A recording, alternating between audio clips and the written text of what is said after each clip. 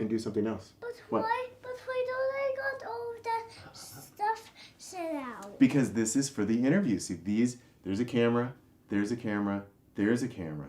And so they're going to ask me questions, and I'm going to give them answers, and then they're making a movie, and so this will be part of their movie. Yeah. Oh. My approach to working with psychedelics is that there actually is no individual self. There's only a universal self.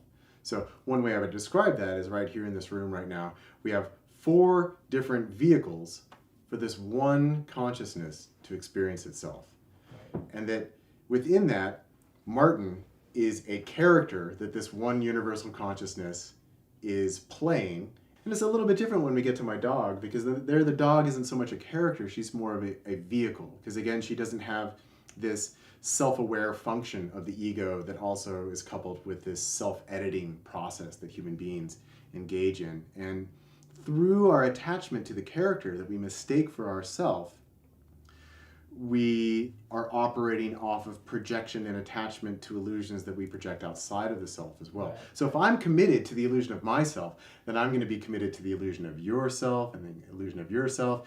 And then that's what creates, all our interpersonal strife and struggle. And so the key to that is, while there might be fantastically amazing or even horrifying things that are occurring within the visionary state, none of that is really of any significance. The only thing that's of significance is what you are feeling.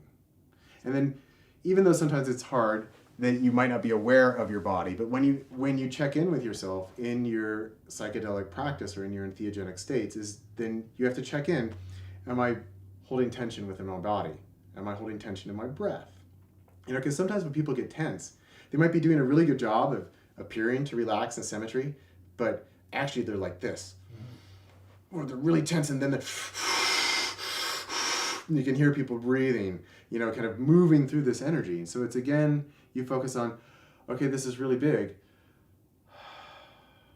Just stay relaxed, and stay focused. No matter what it is that I'm seeing right now, I'm looking into a mirror.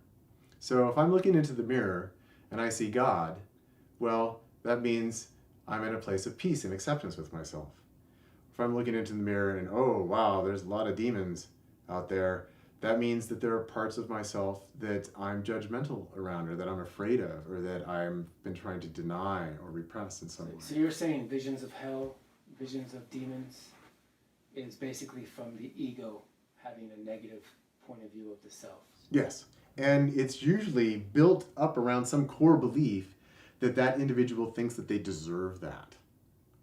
Or related to that they feel that they are unworthy of receiving an experience of love and bliss and happiness. That, people are really, really, really, really, really hard on themselves.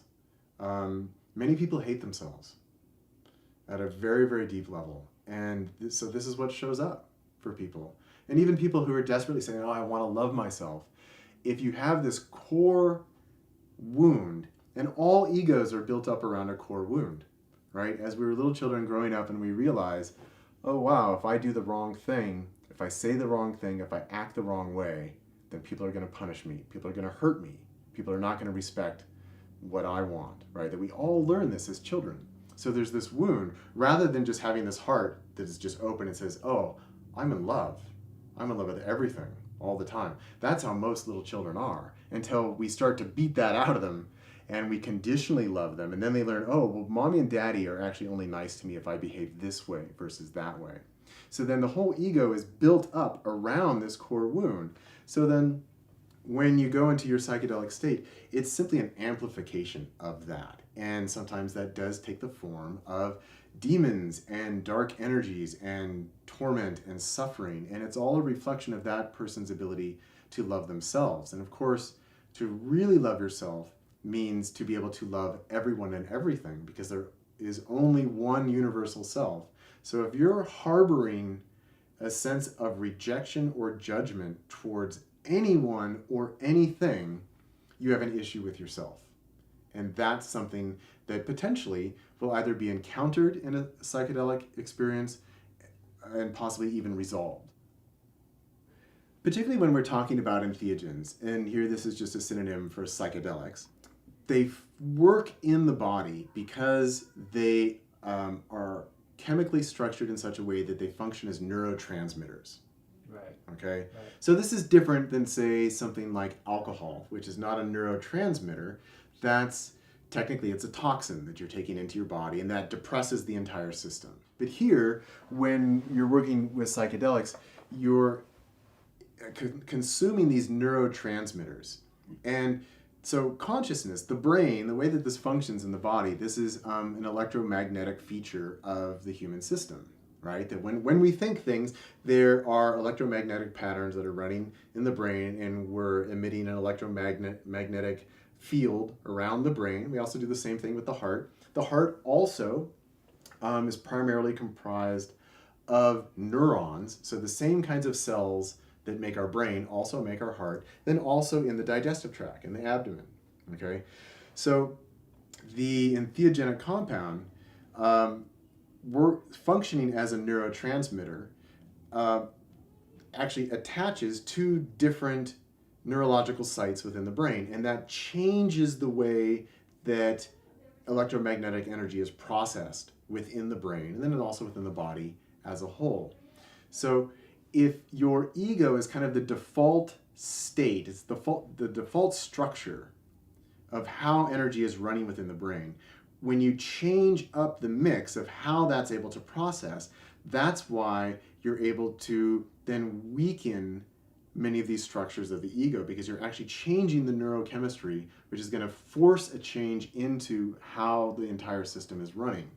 Now, that doesn't force you to do anything, but it does open up these amplifications of energy, which I would then describe as your perceptual ability, right? That you start to, I'm seeing things moving around. Many of these compounds actually enhance your ability to see a broad spectrum of color. So you might, for example, without psychedelics, you might look at something and you just think, oh, that's just one color. But then if you ingest a psychedelic, based on the lighting of the room, you can start to see actually there's many different gradients of color on this thing, but I didn't notice that before. I wasn't really aware of it. So this creates an amplification that allows you to see things in a way that you didn't see before. It also does the same thing for hearing, and really all of the senses, because all of the senses are based on energy, right? And then it also, in the same way, at the exterior level, allows you to see and perceive at a deeper level and with more subtlety.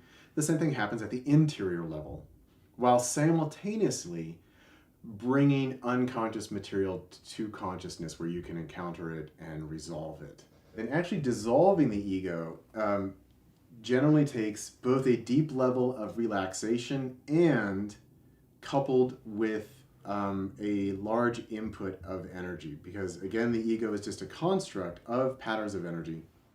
And it also requires focus. Okay. And it's focus, again, not just in the body. I'm going to stay relaxed, symmetrical, and open like this, but I'm going to stay focused right here.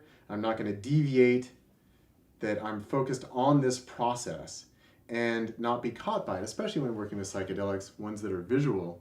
All kinds of stuff arises within the mind. That you see things like, oh my God, what's that? Or where did I go? Or I'm traveling through the universe and look, there's aliens, and oh shit, there's a monster with way too many eyes over there, and ooh, that one's coming to get me. The ego itself is a collection of energetic constructs. That's all that the ego is made out of. So the ego is not one particular thing. It's a collection of a variety of different things. And these are patterns that influence the ways that we speak, the ways that we act. So I always use the example of, you can think of someone who's acting, and let's imagine that someone's acting and they need to use some kind of accent for their character.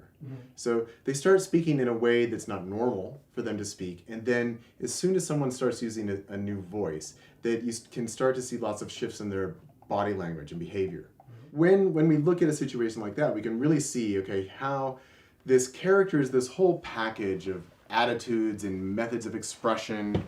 Now, the ego is exactly that. It's just that we've been playing the character so long that we're not consciously aware that it's just a character. We mistake the character for ourselves. So anyway, by the Do Nothing program, first of all, I always recommend that people rest in a symmetrical position, something like this, when they're working with any kind of psychedelic. See, the ego almost always operates asymmetrically within the body at an energetic level. So, for example, if I want the water, it's over there to the right. Okay, so if I want to get to my water, I have to engage in an asymmetry. So here's a subject-object relationship.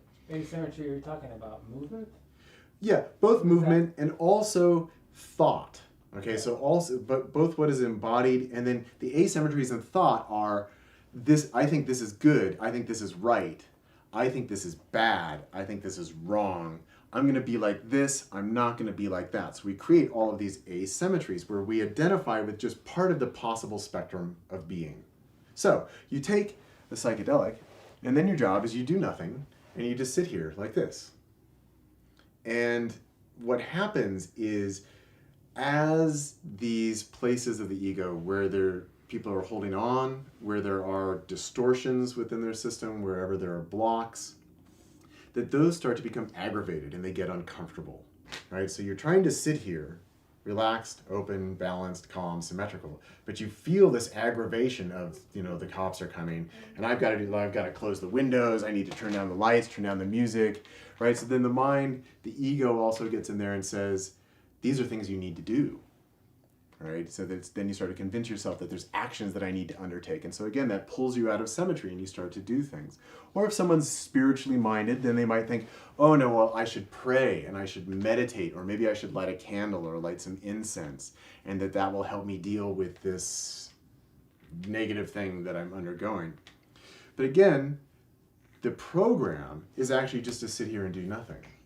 And you let these thoughts run in your mind. You're just watching what your thoughts are doing. And then you're observing it. And then observing how that makes a tendency that your body wants to do something. And so then you become aware that, oh, there's all these patterns that are running within me that I wasn't actually conscious of. And so through these patterns of the ego, what tends to happen is we self-edit and we self-censor. And it doesn't manifest as being authentic and genuine with ourselves. So I like to make comparisons with my dog. My dog, if she wants to bark, she's going to bark. She's never going to think, should I bark or should I not bark? There's going to be a stimulus, she's going to react. Okay? And after she barks, she doesn't sit around and think, did I sound like too much like a cat when I did that? What are the other dogs going to think of me by barking this way? Okay? That doesn't occur within her because she doesn't have an ego the same way that we do. When these patterns then arise in the entheogenic state and you're resting and doing nothing, what this then does is open up the opportunity for the stuck energy around these patterns to then move up and out. Okay, so this is why people might spend a lot of time laughing, or they might have an orgasm, or they might have diarrhea, right? It's because these blocks of energy reside here along the center line of the body, and as we decline to engage with the egoic patterns, then it opens up the possibility for that residual unprocessed energy to move up and out. And then when you do that enough, it clears you out. Look, I'm just going to tell you, all visions are projections. Just flat out 100% across the board. Shared projections or individual projections? Well, possibly even shared projections, that I would hold that out as a possibility. Okay. So in other words, is there some cosmological principle of Mary floating around out there that people can see? My answer to that is no. The same with Jesus or Buddha or anything else. These are all projections of the self. What I find is that when you take individual cases and start to understand how this particular individual is creating his or her sense of self, then it often becomes very clear how those visions are a projection of that individual. And then when we're dealing with something where everybody's seeing Mary, we have to recognize the fact that human beings are extremely malleable, and that from a psychological perspective, you can convince people of just about anything, and people can convince themselves of just about anything. It's great. These psychological experiments have been done now where you take a group of people and everybody but one person is in on the experiment. And you can show people something up on a screen, and then you ask everybody down the line what it is that they're seeing, and every person in that room is lying, and they're doing it intentionally. But by the time you get to the last person who's not in on it, they will tell you the same thing that everybody else in the room said, even though you can clearly see right there on the screen is something different.